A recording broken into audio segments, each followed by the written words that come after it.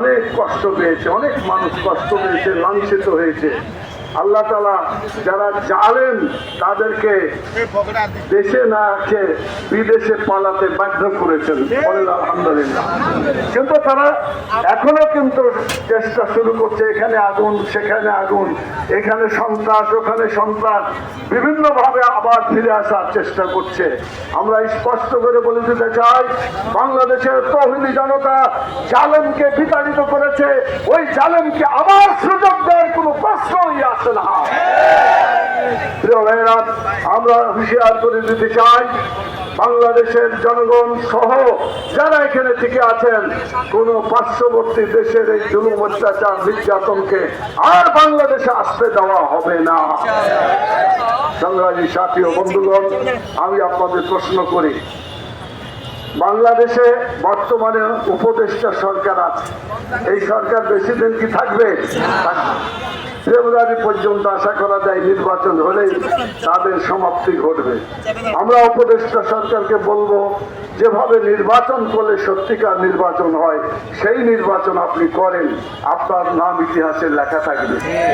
কিন্তু আগের মতো 2014 সালে বিনা ভোটের নির্বাচন, 2018 সালের দিনের ভোটকে রাতে করা এবং 2024 সালে তারা আমি এবং দামি যে ভোটগুলা করেছে, এইরকম স্টাইলে যদি ভোট হয় তাহলে জাতি আপনাকে কোনোদিন ক্ষমা করবে না।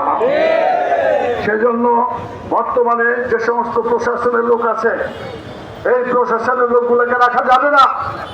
এরা ওই সমস্ত লোক যারা বিগত সরকারের আমলে বিভিন্ন ভাবে দেশ এবং জাতির দুশ্মনী করেছে, কথা ঠিক কিনা বলে।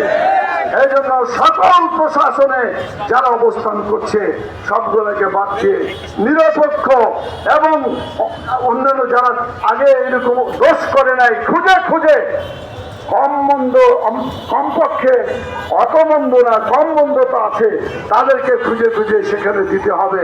কোনো খারাপ লোককে প্রশাসনে রাখা যাবে না।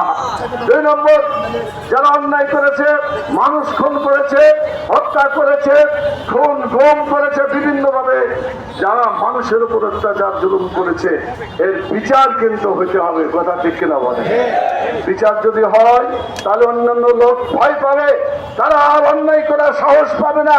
আরে যদি বিচার করা না হয় আরো অসংখ্য লোক এভাবে অন্যায় করার জন্য এগিয়ে আসবে, কথা ঠিক কিনা বলেন। এই জন্য আল্লাহ তাআলা বলেছেন, ওয়ালাকুম ফিল কিসাসি হায়াতুন, কিসাসের মধ্যেই মানুষের জীবন নিহিত আছে। আমরা পরিষ্কার করে বলতে চাই, বিচার অবশ্যই হতে হবে।